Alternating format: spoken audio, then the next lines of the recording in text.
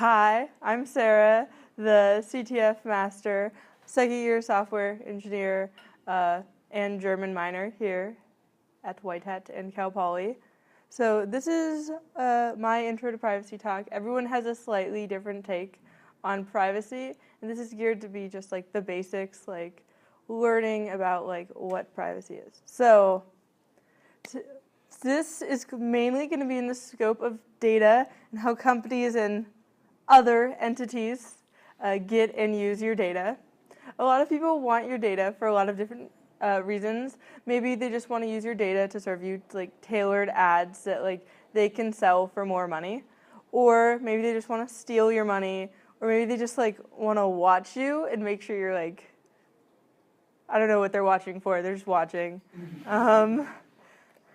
So there's an argument, and it's that why should I care about privacy? I have nothing to hide. So this is a quote by Edward Snowden. If you think privacy is important, unimportant for you because you have nothing to say, you might as well say that free speech is unimportant for you because you have nothing useful to say. So this is like a really good quote because it showcases that privacy is a social good and it's not an individual good. So like on an individual level, privacy is sometimes a little bit useless because like you don't have anything to hide, but like if your neighbor isn't private, that says a lot about you based on what your neighbor says. So a good example of this is I use Snapchat because it is an effective way to share what you're doing and similarly stalk your friends. So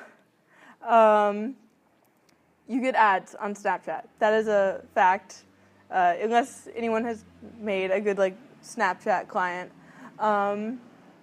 So I don't have location data turned on Snapchat because I don't like them knowing where I am.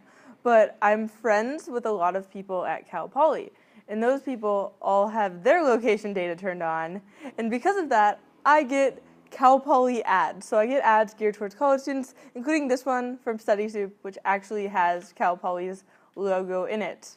Fun fact, they will also reach out to you on LinkedIn and any email service that you use. I have no interest in taking notes, just in general. Okay.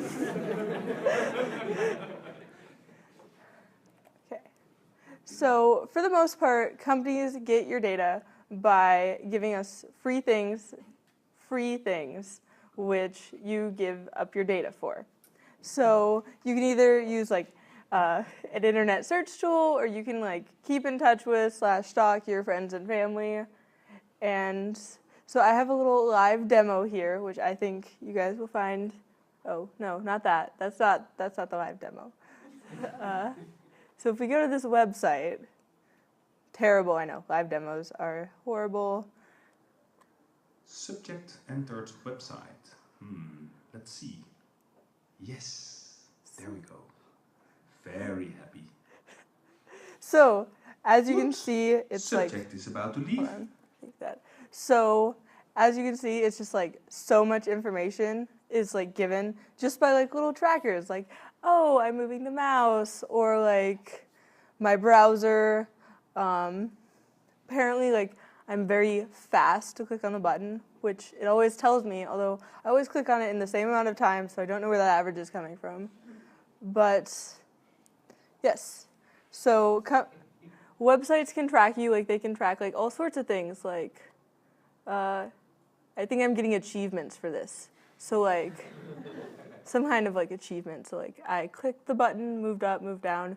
So like all these things companies can tell about you just by you visiting their website, and this is with most trackers blocked. So they could see even more about you if you don't protect yourself. So in general, like I would define the right to privacy as the right to self. Like you own you. You decide when you want to share you and when you don't. But so it looks like that image might need a little more JPEG, but I'm sure there's a Reddit bot for that. So a lot of people think of private mode or like incognito mode as being private, but websites can still track you even when like you have private mode on. So it doesn't block even when like cookies are blocked and when like your browser's not saving your history. Plenty of like other things are saving your history, like your ISP or like whichever, like if you have a bad VPN that might be logging every movement of yours, that would also not be private.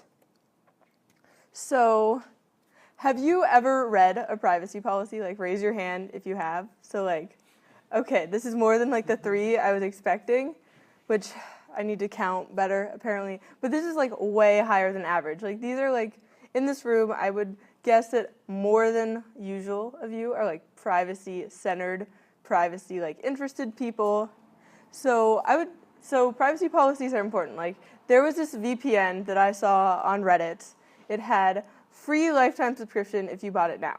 But when I read the privacy policy, because VPN, you're sending all of your internet traffic through it to protect your data, it had logs that it was keeping of like everything you did, which I decided I was uncomfortable with that, because if there are logs, that means you're trusting the VPN to be secure as well as like yourself. So like no one's gonna hack me personally, like that's probably not gonna happen.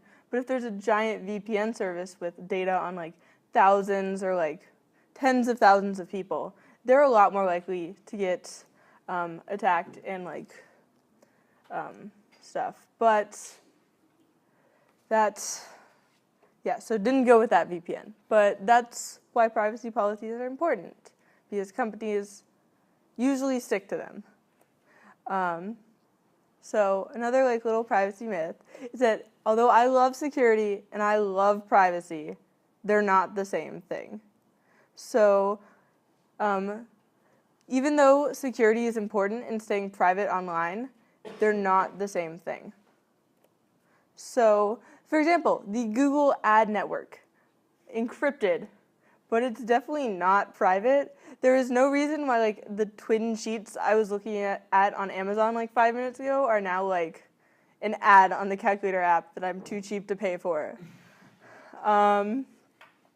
So even though their connections are encrypted, Google trackers still appear on 75% of the top 1 million websites.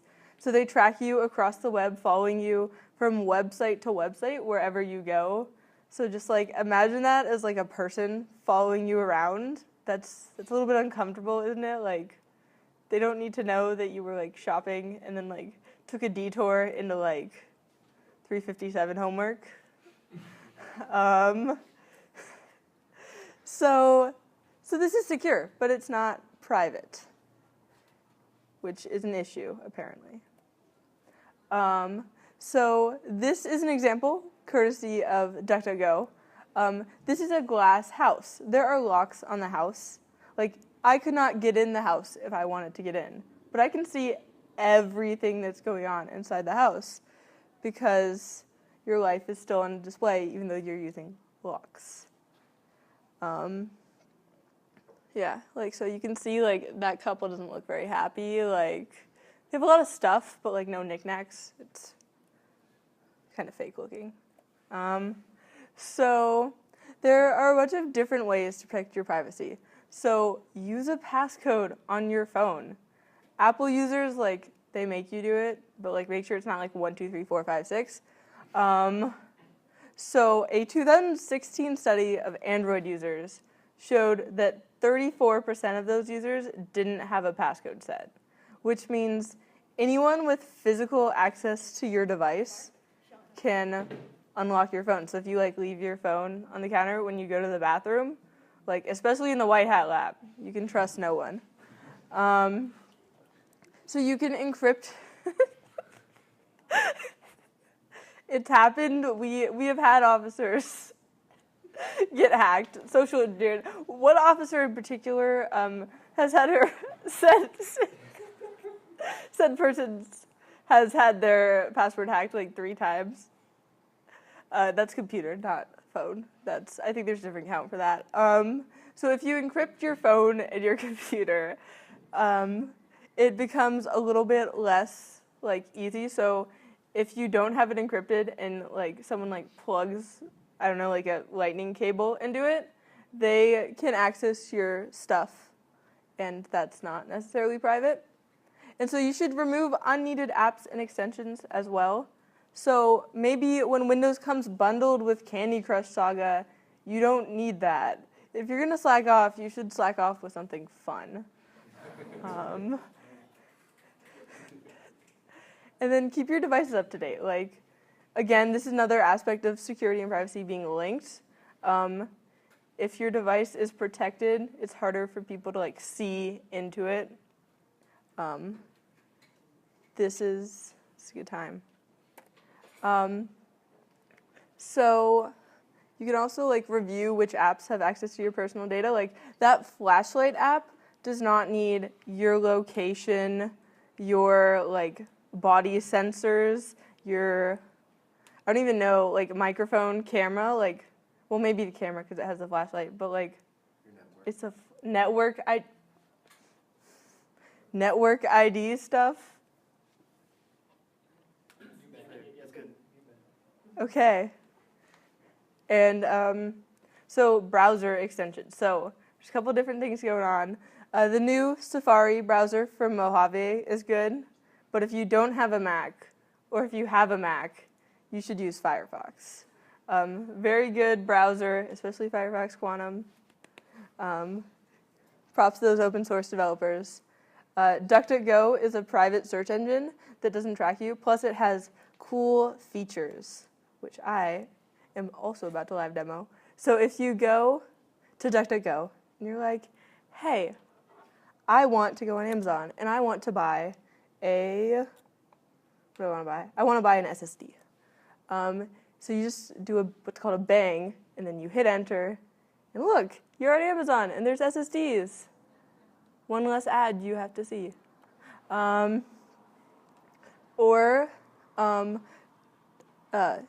The Privacy Badger is by EFF, which is the Electronic Frontiers Foundation. Really cool browser extension. It lives in your browser, and it keeps track of all the trackers. And if it sees the same tracker on 3 different sites, it blocks that tracker without like sending the data anywhere. So like no one has to know that I was like on Stack Overflow. Like, how do I turn on my computer? Seriously, does anyone know? Like, it's been a while. Run your keys over the pins, right? Yeah, I think you have to like stick a cable in or something. It's confusing. It just stopped working one day. Yeah, so this is especially a problem on Windows, but if you use an admin account for daily use, it's really easy to just like click through when you're installing software. Then all of a sudden you have like adware, malware, like some would say they're the same thing. I've seen some truly tremendous adware that like every time you tried to click on something, like 5 ads would pop up. Like, it's okay. Those of you who have done malware analysis, that was a joke. Okay? Everyone else, that was serious. Also a joke. Sorry, crowd. Yeah, so does anyone have any questions? Okay, yeah, any questions? Justin. Why aren't they the same? Okay, so malware is like somebody trying to like do bad stuff to your computer, and like adware is just like serving you ads like in your OS, not like, okay, yeah. So think of Windows 10. I mean, as much as I hate Windows, or as much as I am not a fan of using their OS, it's not adware. It's just an OS. Okay. Yes. So, like, why should we use, like, what is so great about Firefox for like privacy stuff? Like, why should I use that? So, for Firefox, most of the main browsers are made by like companies. So, Apple makes Safari, Google makes Chrome, and Firefox is made by this nonprofit called the Mozilla Foundation, and their motives are a little bit easier to trust because they're not trying to make money off of you. Google is like a data machine, and they want your data so they can sell your data, and they also want your data so they can like sell ads based on your data. Like they control both sides of the ad market, and they just want your data. Okay, any other questions? Okay, yes. What's browser fingerprinting? So, browser fingerprinting. Okay.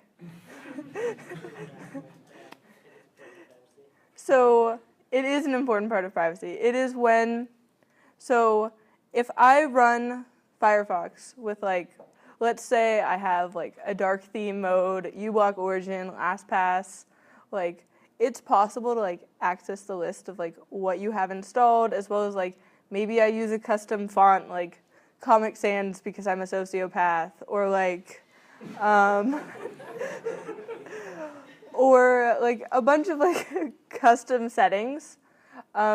Like given like a large pool of users, it's possible that you can like track this like user with all these like different like things going from like site to site if you have access to all the data, and you can put together like a complete picture of what I've been doing. Okay.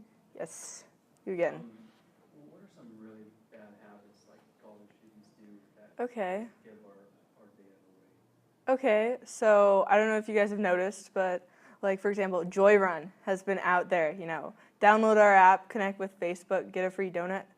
And I mean, we've all done it. Maybe there were also those people out there with the cookies yesterday. I think it was time is fluid.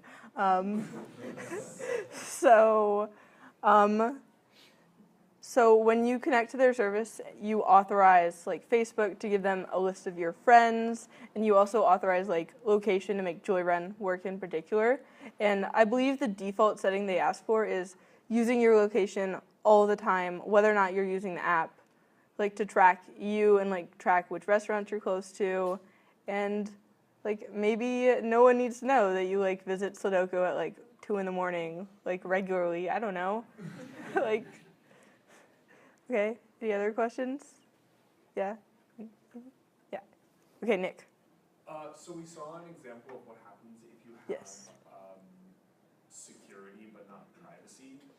Do we ever run into instances where the converse is true, where you see situations that are properly employing privacy without security, or is there? I'm trying to think of what kind of situations could that be.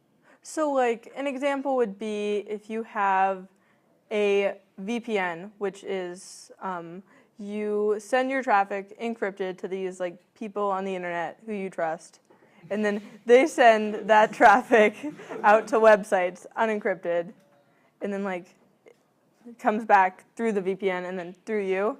If those people are like, if like maybe it's a free VPN that you're not paying for, and they're taking your data, and even though it's secure and like anonymized, which is like a different issue, they're still like selling that data to people on the internet who maybe you don't trust. And like even though like your data is secure, like no one knows it's you, it's still being like sold and bought. Is that like an example that you were looking for, maybe? No? Okay. Justin, you had a question? Yeah, just kind of relating this to healthcare, which is another Yes. service we all use. We have a lot of confidentiality around our engagements with them. Why is it on this side of things that we're so open, we're engaging with these services, but our own data seems so freely to be spread about? So I think to a lot of people, like your health status seems like more intrinsically private than like where you are, because you tell that to people all the time, like, hey mom, just at the grocery store, call you back in a second. Like you give that information up like freely to like people you know, so it doesn't seem like such a big step to give it away to maybe like a company that you're aware of, like Google or Apple or like other companies like Microsoft or something similar. Is it like a